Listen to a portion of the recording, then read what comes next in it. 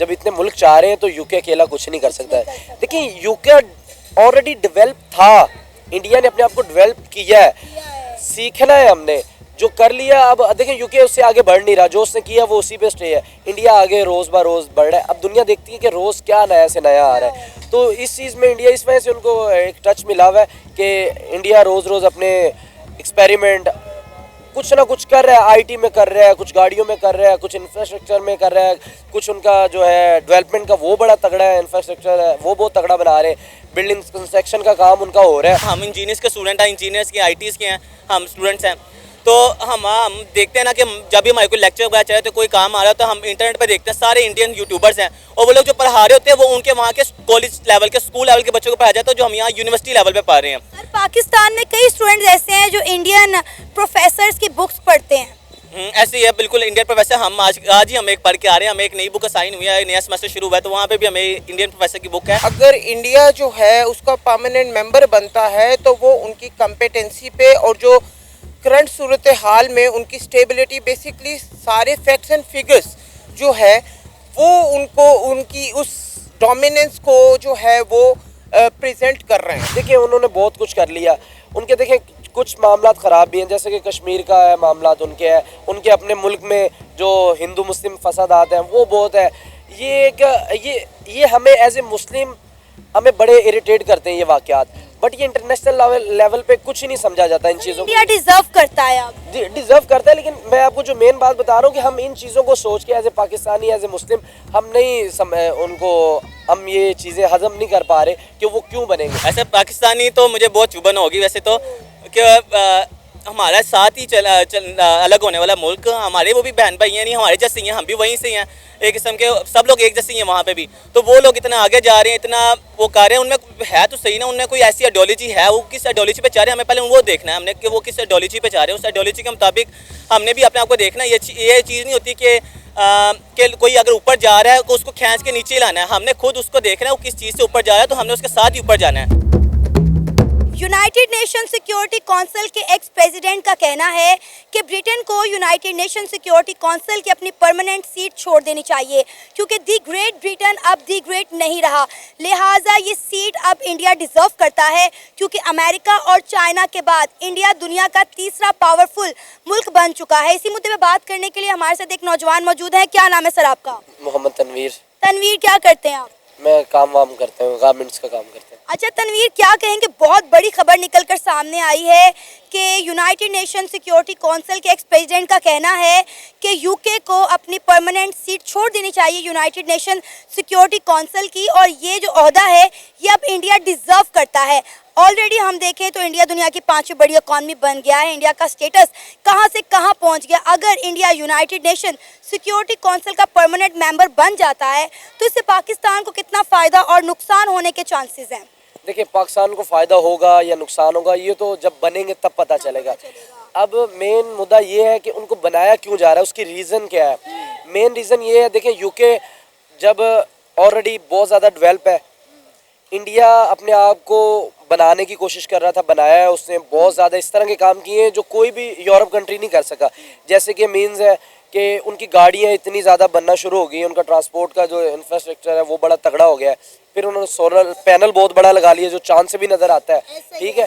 फिर उनका सबसे ज़्यादा जो सबसे ज़्यादा है उनका बॉलीवुड है, उससे इतना पैसा जनरेट वो करते हैं ना कि उनके समझे कि 50% बजट का पैसा वहीं से आता है और लोग उनको देखना चाहते हैं। देखिए इंडिया की फिल्में पूरी दुनिया में देखी जाती है, तो असल मेन ये है कि अब दुनिया मानना शुरू हो गया कि भाई इंडिया बहुत चीज़ों में आगे चला गया। और कोई भी सेक्टर उठा के देख लें, कोई भी उनका स्टार्टअप, कोई आईटी का निज़ाम, इंडिया की गाड़ियों का आप निज़ाम उठा के देख लें, उनकी फैक्ट्रीज देख लें, वो तीसरे, चौथे या 5वें नंबर पर हैं। देखिए उनके अगर अंदरूनी मामला देखे जाए ना तो वो कोई इतने खास नहीं, पाकिस्तान से भी बुरे हैं, बट उनके जो इंटरनेशनल ताल्लुकात हैं और जो वो काम करते हैं नेशनल लेवल पे और फिर इंटरनेशनल लेवल पे, वो बहुत स्ट्रॉन्ग है, वो तगड़े हैं। जो वो अपना एक डिसीजन ले लेते हैं, चाहे उनकी फ़ौज हो चाहे आवाम हो, वो फिर एक पेज पे आ जाते हैं, अंदर चाहे जितनी मर्जी उनकी लड़ाई हो। मेन यूके को हटाने का यही मकसद था कि यूके ने पिछले 10 सालों में कुछ इस तरह का काम नहीं किया कि जो उनको समझा जाए कि नहीं ये इसमें अहल है, ये रहने चाहिए। वीटो देखें, वीटो होता क्या, मेन हमें ये समझना चाहिए कि वीटो के मीन्स क्या है, ये क्या चीज़ क्या है, वीटो का मतलब क्या है। अक्सर वहाँ हमारी वीटो को समझती नहीं कि वीटो है क्या? देखिए वीटो एक इस तरह की चीज़ है कि वो किसी भी, ये जो यूनाइटेड नेशन है, ये यूनाइटेड के एक उन्होंने अपना एक इदारा बनाया है, ये किसी भी दुनिया में कोई भी चीज़ इम्प्लीमेंट कर देते हैं। यूनाइटेड का मतलब, अब इन मुल्कों का मकसद क्या होता है एक पेज पे, यानी कि जब भी इन्होंने किसी मुल्क के साथ कुछ भी करना है, ये सारे एक साइड पे हो जाएंगे, उनके साथ तिजारत, उनके साथ फंडिंग, उनके जो भी है वो सब कर देंगे। यानी कि अगर तो देखा जाए एक हिसाब से अच्छी चीज़ भी है, अगर इसका दूसरा रुख देखा जाए तो ये बहुत बुरी चीज़ है। यानी कि एक बंदे की लड़ाई की वजह से सारे एक साइड पे हो जाएंगे, उस मुल्क को मखलूज कर दिया जाएगा, माली तौर पे, तिजारती तौर पे वो बड़ा कमज़ोर हो जाएगा। इनके फ़ायदे भी बहुत है, नुकसान भी बहुत है, बट मेन जो आपका सवाल ये था कि जी हाँ इंडिया को अब आ जाना चाहिए। देखिए उन्होंने बहुत कुछ कर लिया, उनके देखें कुछ मामला ख़राब भी हैं, जैसे कि कश्मीर का है मामला उनके है, उनके अपने मुल्क में जो हिंदू मुस्लिम फसादात हैं वो बहुत है। ये एक ये हमें एज ए मुस्लिम हमें बड़े इरिटेट करते हैं ये वाक़यात, बट ये इंटरनेशनल लेवल पे कुछ ही नहीं समझा जाता इन चीज़ों को। इंडिया डिजर्व करता है अब। डिजर्व करता है, लेकिन मैं आपको जो मेन बात बता रहा हूँ कि हम इन चीज़ों को सोच के as a Pakistani, as a Muslim, हम नहीं उनको हम ये चीज़ें हजम नहीं कर पा रहे कि वो क्यों बनेंगे। लेकिन ये इंटरनेशनल, ये कुछ भी नहीं, वो कहते नहीं मुस्लिम का इमेज ख़राब किया हुआ है। देखिए इंटरनेशनल लेवल पे ये बात को नहीं माना जाता। देखिए मुस्लिम का जो एक इमेज था 2000 से पहले, अब से वो बड़ा डिफरेंट हो गया, तालिबान की वजह से, दाइश की वजह से, ठीक है, कुछ सिपा सलाह इस तरह के काफ़ी ज़्यादा है, वो ज़्यादा इमेज ख़राब हो गया। फिर अब इसराइल हमास की जंग चल रही है, तो यहूदियों को पावर में देखना चाहेंगे, वो एज ए मुस्लिम नहीं देखना चाहेंगे। बट अगर हम इंसानियत और मुल्क की बात करें तो इंडिया बहुत ज़्यादा आगे चला गया। सर इंडिया का पहले ही आप स्टेटस देखें, अगर India United nation security council का परमानेंट मेंबर बन जाता है, इंडिया के पास वीटो पावर आ जाती है, तो इंडिया का स्टेटस क्या देख रहे हैं आप? देखिए जाहिर बात है वीटो पावर एक बड़ा तगड़ा स्टेट है। वो देखें अभी उनके पास 50% एक पावर है, फिर 100% हो जाएगी। लेकिन देखें हाथी के पास ताकत होना ये तो हमने सबने सुना है, लेकिन हाथी जब मदमस्त होगा तो वो फिर काम ख़राब है। अगर तो इंडिया पावर रख के अच्छा काम करेंगे जिस तरह दूसरे ममालिक कर रहे हैं तो हमें कोई इतराज़ नहीं। ये ना कि वो पावर की आड़ में कोई नए से नया कोई मामलात खोले फिरे, ये फिर काबिल कबूल नहीं होगा। और ये हम नहीं, ये फिर यूनाइटेड नेशन और ये वीटो भी इस चीज़ को नहीं, नेटो नहीं करेगी कबूल, के वो फिर ये भी सोचने में मजबूर हो जाएंगे कि जितना वो अब सपोर्ट करेंगे इंडिया को आना चाहिए, उससे डबल वो कहेंगे कि नहीं इंडिया को जाना चाहिए। कि ये जो गोरे यूके अपनी सीट छोड़ेगा, सवाल तो ये पैदा होता है कि यूके अपनी सीट क्यों छोड़ेगा? अगर देखें यूके ना भी छोड़ेगा ना, अगर यूनाइटेड नेशन अगर छुड़ाना चाहेगी तो वो उसको छुड़ा सकते हैं।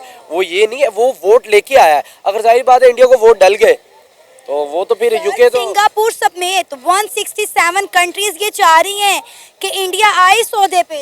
देखिए अब आपके सवाल में ही जवाब है, जब इतने मुल्क चाह रहे हैं तो यूके अकेला कुछ नहीं कर सकता है। देखिए यूके ऑलरेडी डेवलप था, इंडिया ने अपने आप को डेवलप किया है, सीखना है हमने, जो कर लिया। अब देखें यूके उससे आगे बढ़ नहीं रहा, जो उसने किया वो उसी पे स्टे है। इंडिया आगे रोज़ ब रोज़ बढ़ रहा है। अब दुनिया देखती है कि रोज़ क्या नया से नया आ रहा है, तो इस चीज़ में इंडिया इस वजह से उनको एक टच मिला हुआ है कि इंडिया रोज़ रोज़ अपने एक्सपेरिमेंट कुछ ना कुछ कर रहा है, आईटी में कर रहा है, कुछ गाड़ियों में कर रहा है, कुछ इंफ्रास्ट्रक्चर में कर रहा है, कुछ उनका जो है डेवलपमेंट का वो बड़ा तगड़ा है, इंफ्रास्ट्रक्चर है वो बहुत तगड़ा बना रहे हैं, बिल्डिंग कंस्ट्रक्शन का काम उनका हो रहा है। उनकी देखिए आबादी बहुत बड़ी है, 140 करोड़ आबादी है, उसको मैनेज करते हैं। वो बाहर के लोग देखते हैं यार कि 140 करोड़ आबादी वाला मुल्क है, वो अपने आप को किस तरह मैनेज कर रहा है। 4 सूबे नहीं संभाले जा रहे। देखिए यही बात है ना, बाहर ये चीज़ बड़ी इंपॉर्टेंट और खुद गर्जी बड़ी होती है। देखिए सपोर्ट करनी चाहिए बैक पे। हमारे जाते हैं, जब मिस्टर इमरान थे तो उनका एक अपना एक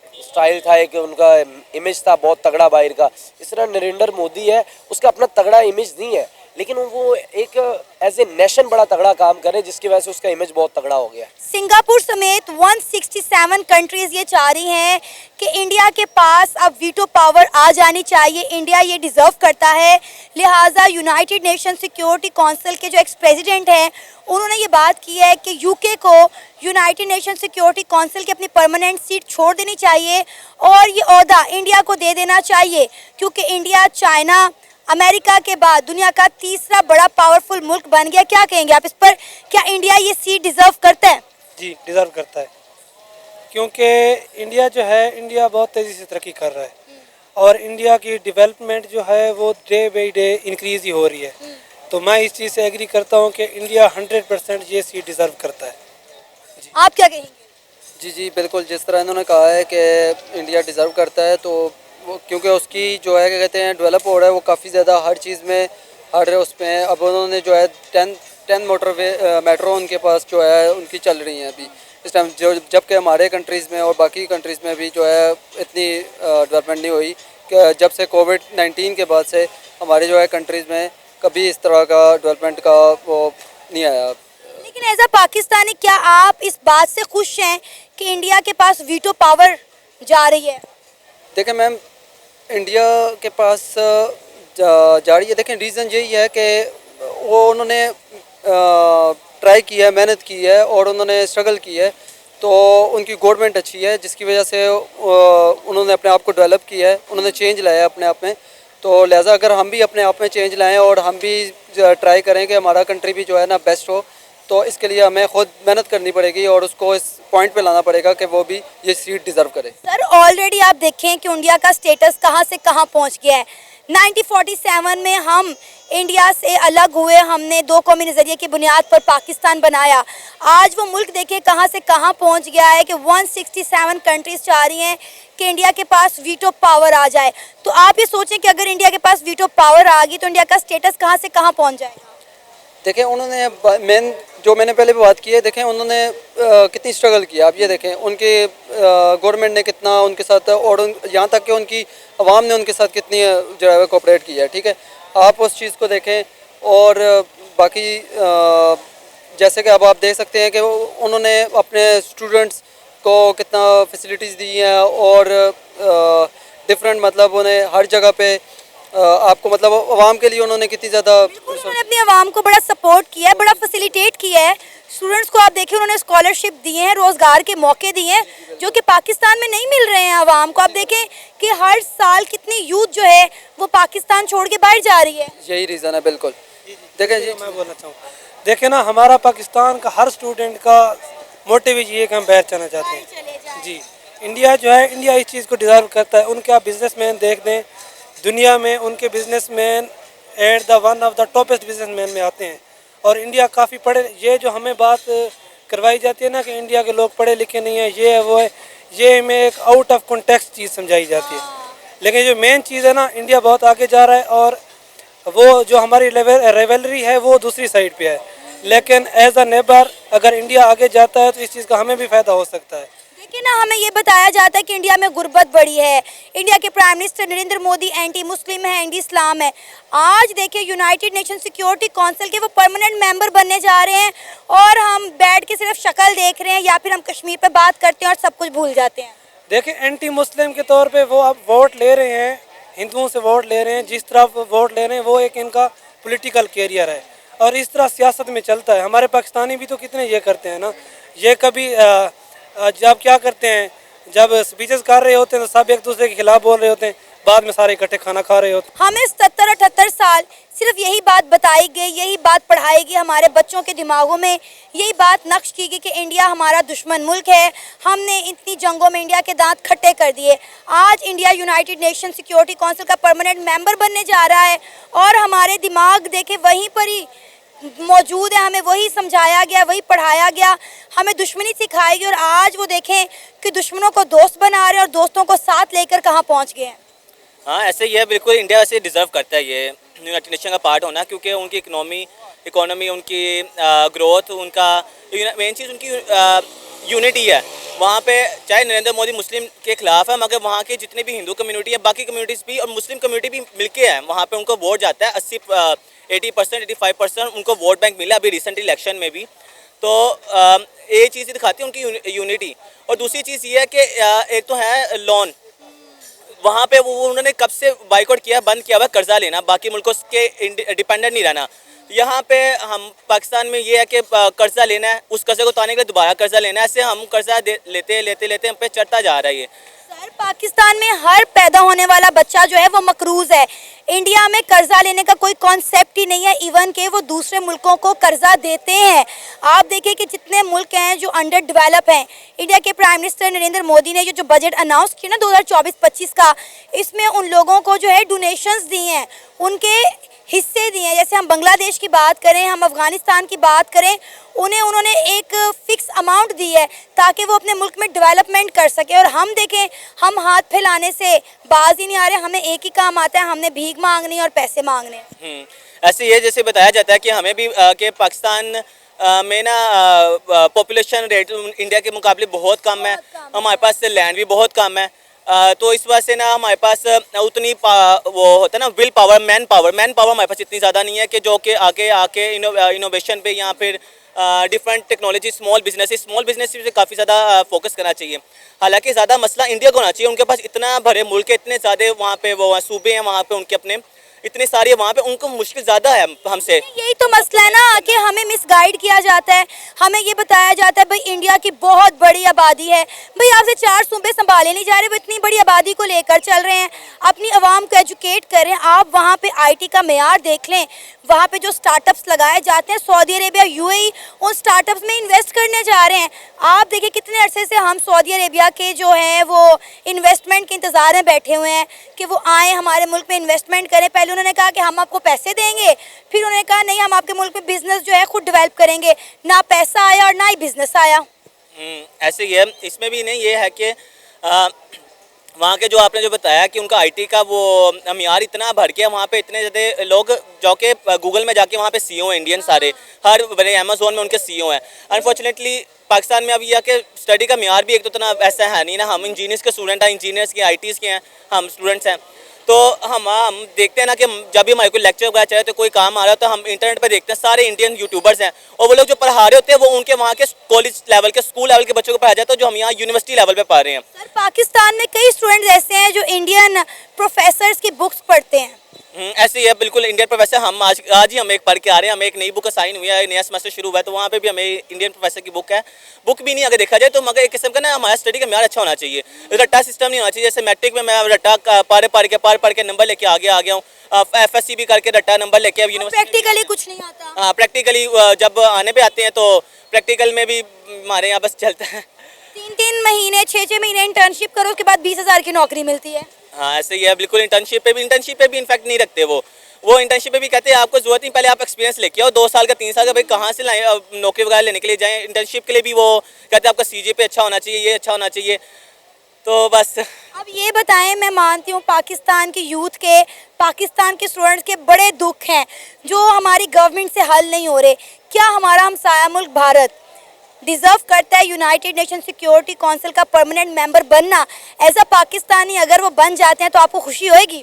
ऐसे पाकिस्तानी तो मुझे बहुत चुभन होगी वैसे तो, कि हमारा साथ ही अलग होने वाला मुल्क, हमारे वो भी बहन भाई हैं, नहीं हमारे जैसे ही हैं, हम भी वहीं से हैं, एक किस्म के सब लोग एक जैसे ही हैं वहाँ पे भी। तो वो लोग इतना आगे जा रहे हैं, इतना वो कर रहे हैं, उनमें है तो सही ना, उनमें कोई ऐसी आइडियोलॉजी है, वो किस आइडियोलॉजी पे चाह रहे हैं, हमें पहले वो देखना है हमने कि वो किस आइडियोलॉजी पे चाह रहे हैं। उस आइडियोलॉजी के मुताबिक हमने भी अपने आप को देखना है। ये चीज़ नहीं होती कि कोई अगर ऊपर जा रहा है तो उसको खींच के नीचे लाना है, हमने खुद उसको देखना है वो किस चीज़ से ऊपर जा रहा है, तो हमने उसके साथ ही ऊपर जाना है।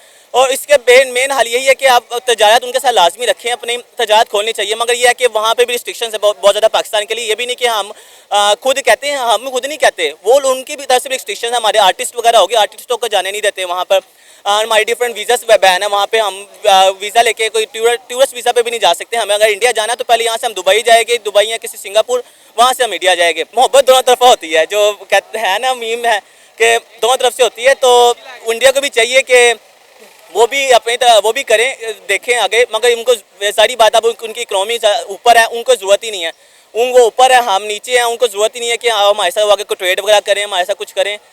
तो हमें अब ये है कि हमने उनके देखा, उनकी आइडियोलॉजी क्या, उनका मेन मकसद क्या, मेन चीज़ें क्या, वो कैसे हैं, उनको लेके चलना है। Sir United nation security council के एक्स प्रेसिडेंट का कहना है कि दी ग्रेट ब्रिटेन अब दी ग्रेट नहीं रहा, लिहाजा उन्हें अपनी यूनाइटेड नेशन सिक्योरिटी काउंसिल की परमानेंट सीट जो है वो छोड़ देनी चाहिए और ये ओहदा इंडिया को दे देना चाहिए, क्योंकि इंडिया अमेरिका और चाइना के बाद दुनिया का तीसरा पावरफुल मुल्क बन चुका है। क्या कहना चाहेंगे आप इस सारे मामले पे? अगर ये ओहदा इंडिया को परमानेंटली मिल जाता है तो इंडिया का स्टेटस कहां से कहां पहुंच जाएगा और पाकिस्तान के लिए कितना फ़ायदेमंद और नुकसानदेह है?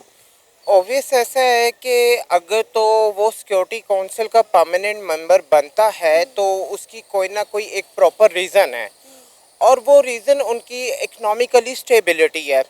क्योंकि अगर हम उनकी इकोनॉमिकल स्टेबिलिटी को देखते हैं और दूसरे फैक्टर्स को एनालाइज करते हैं तो वो ग्रोइंग फेज के अंदर हैं।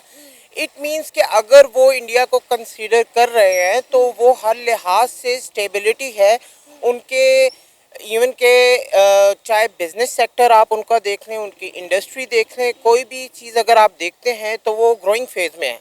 अब अगर हम उसके कंपैरेटिवली अपने मुल्क के हालात को ऑब्जर्व करते हैं तो we are facing an adverse condition right now.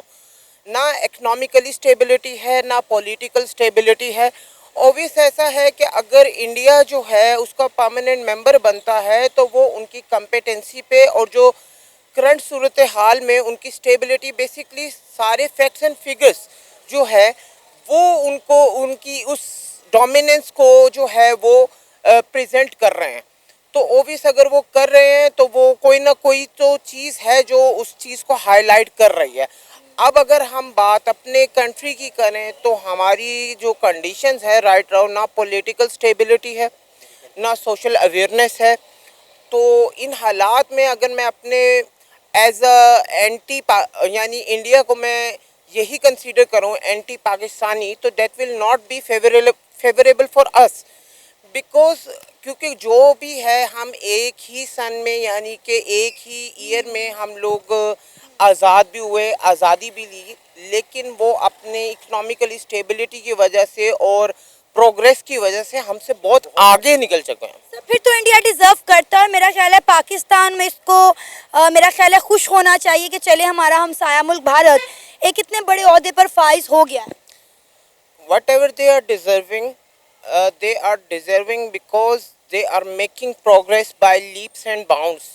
Or there are a lot of rules and regulation, and there is an implementation of law as well.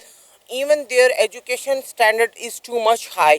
While people are socially very active, their each and every industry is growing still now. But we are facing an adversal condition right now. लेकिन बहुत सारे पाकिस्तानी जो इस पर हैं वो insecurity जो है वो फील कर रहे हैं और शो भी कर रहे हैं। उनका कहना है कि अगर India United nation security council का परमानेंट मेंबर बन जाता है, इंडिया के पास वीटो पावर आ जाती है, तो वो अपने ओहदे का, अपनी पावर का गलत इस्तेमाल कर सकता है, शायद पाकिस्तान के ही खिलाफ। ये बात तो आपकी बिल्कुल ठीक है। एज अ पाकिस्तानी मैं तो बिल्कुल, मेरी एक एम्बिशन होगी कि हमारा मुल्क तरक्की के रास्ते पर आना चाहिए। यहाँ पे रूल्स एंड रेगुलेशन की इम्प्लीमेंटेशन होनी चाहिए। Basically all of this happening due to lack of implementation of law, rules and law. तो अगर एज अ पाकिस्तानी मैं सोचूं तो that will not be favourable for us. But globally wise जिस तरह की उनकी कंडीशंस जो मैं आपके साथ शेयर कर चुका हूँ, तो right now they deserve whatever they are trying to show in front of the world. लेकिन फिर भी एज अ पाकिस्तानी मैं ये चाहूँगा कि हमारे मुल्क में कानून की इम्प्लीमेंटेशन बहुत ज़रूरी है, इकोनॉमिकली स्टेबिलिटी बहुत ज़्यादा ज़रूरी है, और रूल्स एंड रेगुलेशन अगर ये चीज़ें होती हैं तो फिर हमारा मुल्क जो है इंशाल्लाह तरक्की की राहें जो है वो उसका सफ़र तय करेगा।